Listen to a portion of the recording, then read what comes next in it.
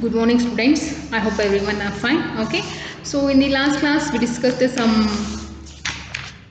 fractions about the fractions. We discussed that is a revision class, right? So in this class, I'm starting the syllabus. Okay, I will start the syllabus now. That is the first chapter. What are the contents are there in for your 8th standard? I'll tell first. That is the first chapter is about the rational numbers. Already you know what is the meaning of a rational number, all those things, right? So the number which is in the form of a p by q, that is called as the rational number. That is called as the rational number, and is and here q is not equal to 0, means the denominator number will not equal to 0. That is the meaning of that one. Okay, so that is called as the rational numbers. And second chapter is about the exponents and powers. Already you learnt in the 7th what are the exponents and powers you learnt. That is the uh, law of exponents, a to the power m into a to the power n, that is equal to a to the power m plus n, like that all the properties you studied, no? And based on that we solved some problems also in the last class, in 7th class, right? So now in second chapter we'll discuss that only, exponents and powers. So extract part of the 7th we'll study in the 8th. Okay, that much is there. And the third one is the squares and square root subject is there. Okay, squares and square root means you know already what is the square value and square root value, how to find the square root and how to find the square value. For smaller numbers we can find, but for larger number we can't find, right? So we can't find it directly. So for that reason we have to use some methods are there to find the square root of that number and square of the number. We are having a four, I think 3 to 4 methods are there. If we follow that methods we can find easily square root of that number, because if the number is like this, large number 3, 5, 4, 8, 6, 7, 8, 9, like this. Okay, we can't find the square root of this number, right? Easily we can't find the square root of this number. So when they given like this number, we have to use that method to solve the, to find the square root of that number. So in that chapter we'll find the, that is we'll study about the squares and square root of a numbers. And same like that only in fourth chapter we are having a fourth chapter, that is as a cubes and cube roots. Cubes and cube root means again it is also same thing. Okay, so here in this chapter we'll learn the, that is how to find a cube and how to find the cube roots of that value. All those things we'll study in the fourth chapter.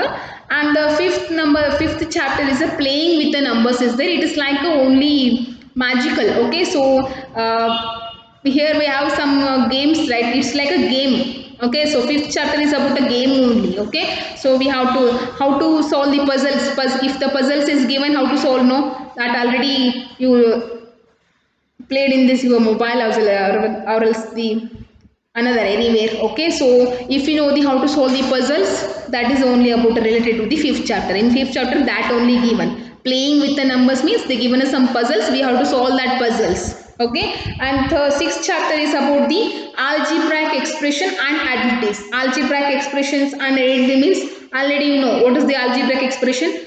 So I think you know, yeah, formulas you might know, that is a plus b whole square and a minus b whole square. If you don't know also I'll explain, don't worry about that. And seventh chapter is a factorization is there. Already you know about the factors, what are the meaning of the factors you know already, but you don't know the how to do the factorization. Okay, if they given an algebraic identity, then how to find the factors of those and algebraic expression. Okay, that we'll discuss in the seventh chapter, that is the factorization. Okay, so now eighth chapter is a linear equation in a one variable. Okay, you don't know that topic already, because you know the only equation, what is the meaning of equation you know already, but what is the meaning of a linear equation, that is in a only one variable they given first here.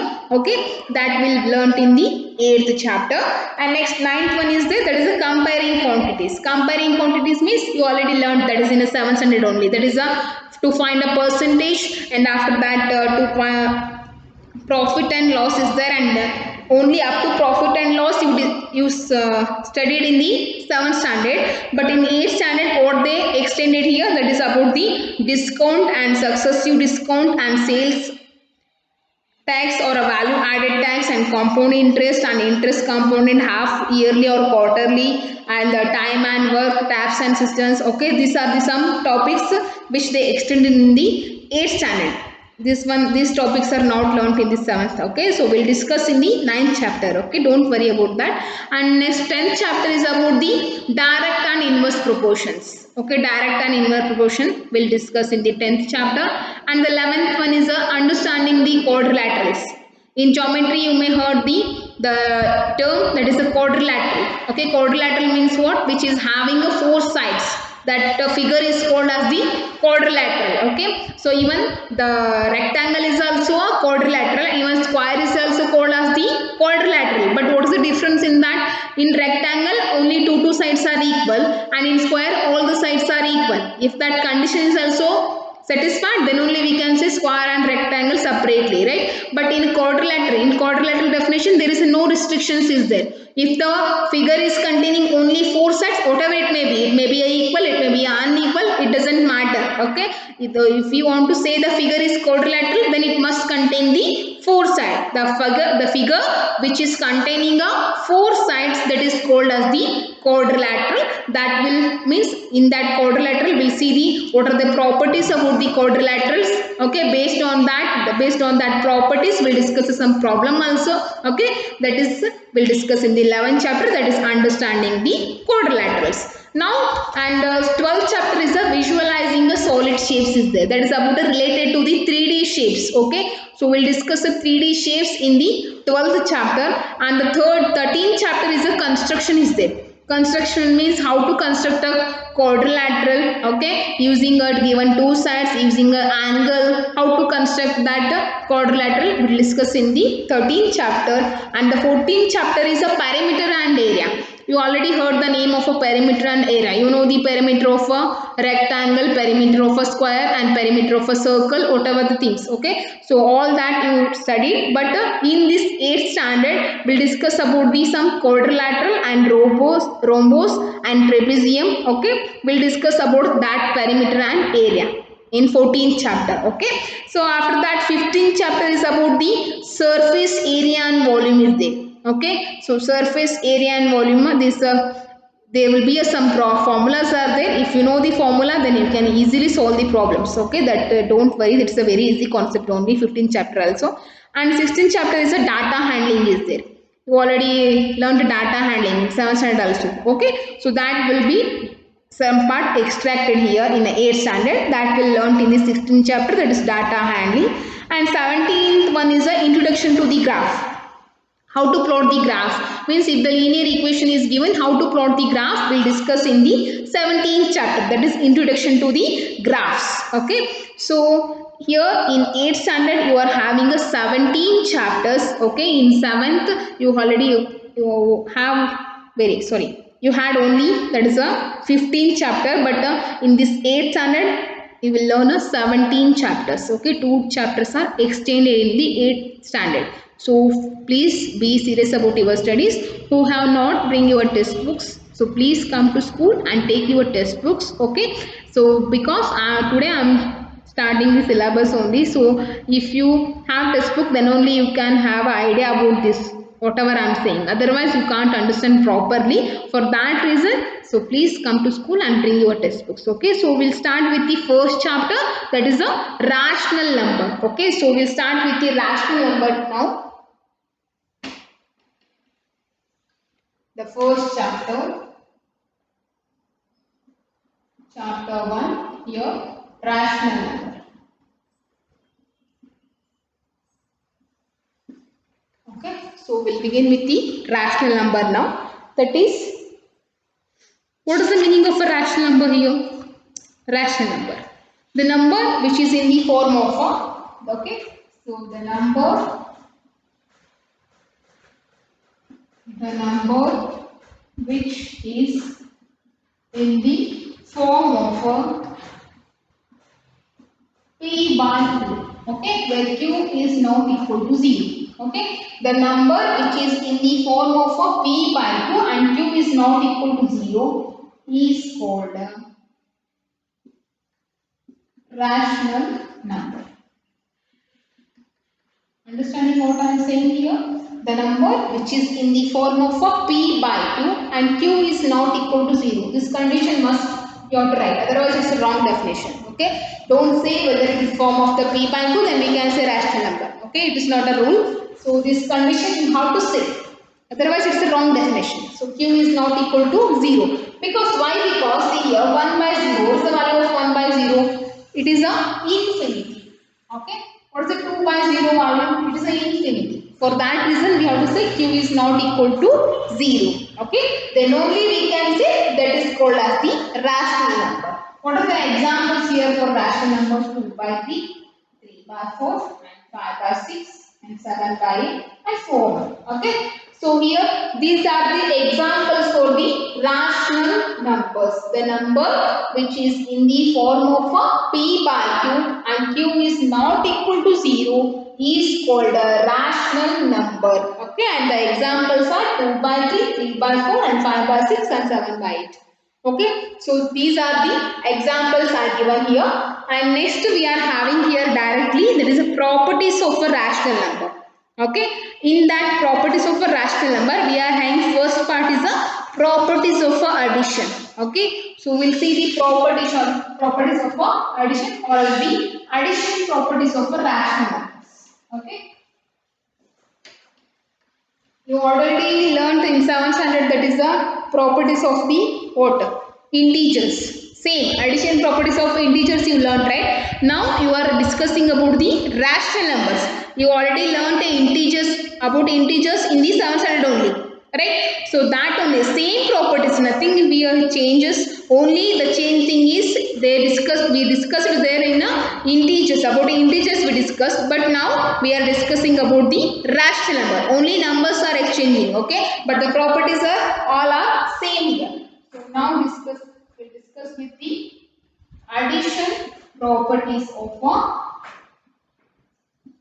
rational numbers.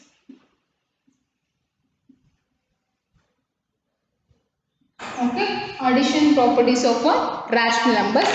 In that, first property, what is the first property here?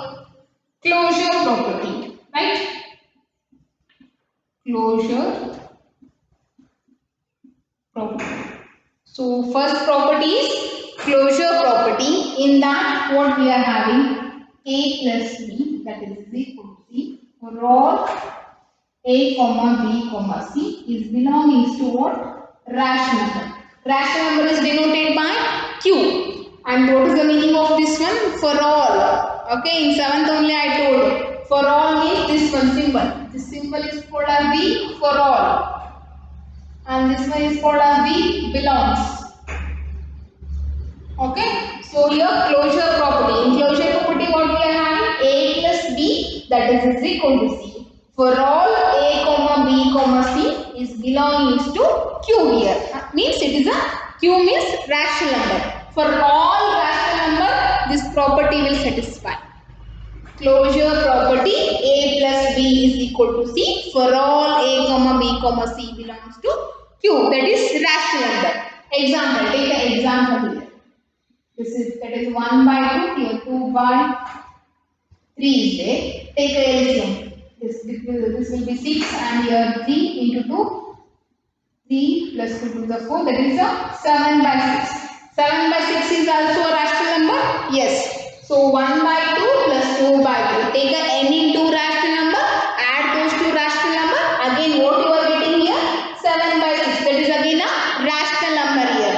So for that reason, add any two rational number and the answer will be again always it is a rational number. That is the meaning of the closure property. Okay. So next one we will see the second one, that is the commutative property.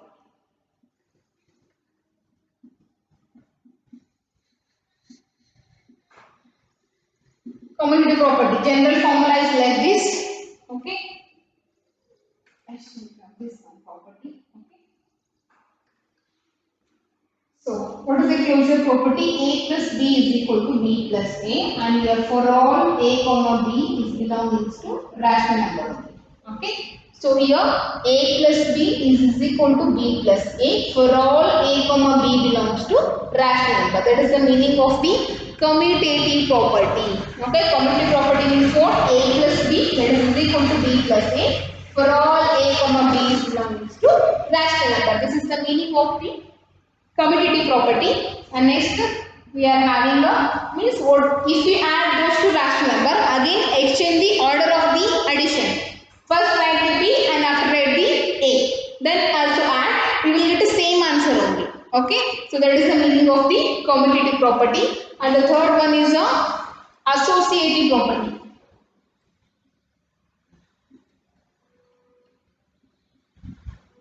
Associative property. Okay, this is also same thing. A plus B. Okay, for first two numbers, first bracket means plus C, that is equal to A plus B plus C. Okay, for first two numbers bracket, and here for last two numbers bracket is there. Means it means what? First add A plus B and after that add C. Next here, first add B plus C and after that add A. That is the meaning of the statement. Okay, so associative property means A plus B and plus C, that is equal to A plus B plus C. Here also same thing, for all A comma B comma C is belonging to rational number. This is the meaning of the associative property. Okay, so next one we are having a fourth property, that is the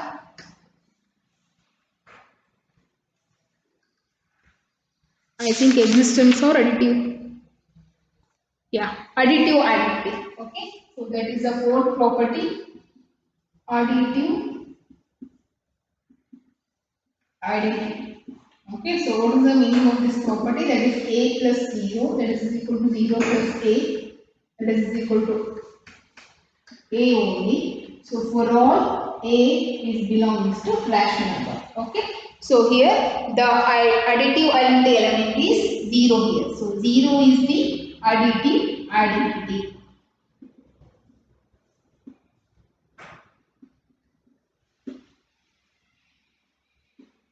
Okay, so next one is a inverse. Fifth property is a additive inverse.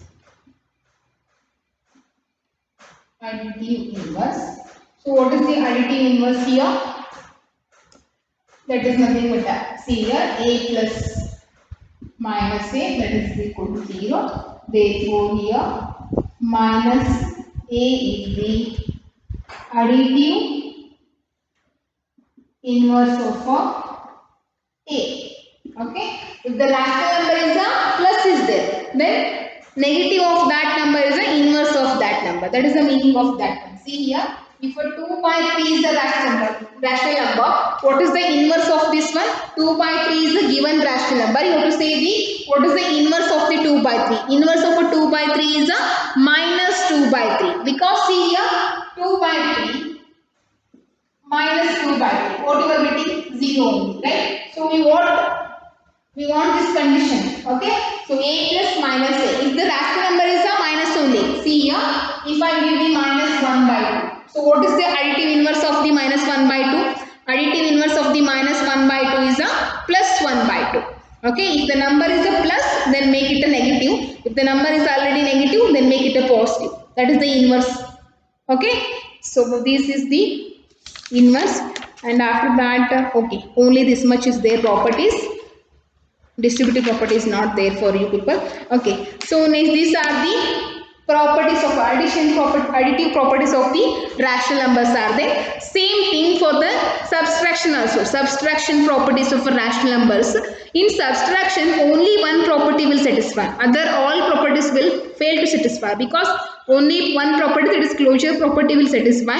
Rest of all the properties, that is commutative property as well as the associative and additive identity and additive inverse, all that are not exist. Okay, only one property will satisfy in subtraction. So almost what we can say here, in subtraction these properties will not satisfy. Okay, so if you want to study that one, just write all the properties. Whatever I did here, operation is plus, right? So wherever I taken a plus, just take the minus sign, you will get a know that all properties are not satisfied. Okay, so only we studied that is the addition properties of rational numbers now, and subtraction will not satisfy. Don't worry about that. And directly in the next class we'll discuss the exercise number 1.1. okay, so we'll After 1.1 again we are having a multiplication properties of a rational numbers. We'll discuss in the next class that one. Okay, so first we'll solve the exercise number 1.1, that is in the next class, not in this class. Okay, so homework is write this addition properties of a rational numbers 2 times. Okay, addition properties of a rational numbers I discussed on the board now. So that properties you have to write it 2 times and practice it. Okay, so that is the homework for you people.